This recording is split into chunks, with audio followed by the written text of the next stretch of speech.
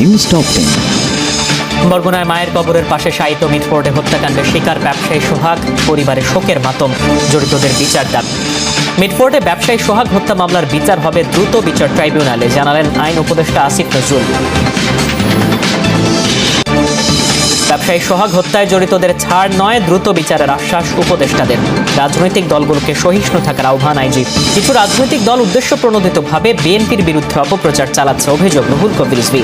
ব্যবসায়ী হত্যার পেছনে কারা তা খতিয়ে দেখার দাবি যুবদল, ছাত্রদল ও স্বেচ্ছাসেবক দলের। 3 জনকে কৌশলে মামলা থেকে বাদ দেওয়ার অভিযোগ। রাজধানীর বিভিন্ন জায়গায় ব্যবসায়ী হত্যার প্রতিবাদে মাঠে নেমেছে শিক্ষার্থীরা, নানা কর্মসূচি দেশের বিভিন্ন জায়গায়। জুলাই হত্যাকাণ্ড সম্পর্কে সম্পূর্ণ সত্য প্রকাশের শর্তে সাবেক আইজিপি মামুনকে ক্ষমার বিষয়টি বিবেচনা করা হবে, ট্রাইব্যুনালের আদেশ প্রকাশ। বিশ্ব স্বাস্থ্য সংস্থার দক্ষিণ পূর্ব এশিয়া অঞ্চলের আঞ্চলিক পরিচালক সাইমা ওয়াজেদ পুতুলকে অনির্দিষ্টকালের বাধ্যতামূলক ছুটিতে পাঠানো হয়েছে। জ্বালানি ইঞ্জিন বন্ধ হয়ে বিধ্বস্ত হয় ভারতের আহমেদাবাদ থেকে লন্ডনগামী বোয়িংয়ের ফ্লাইটটি।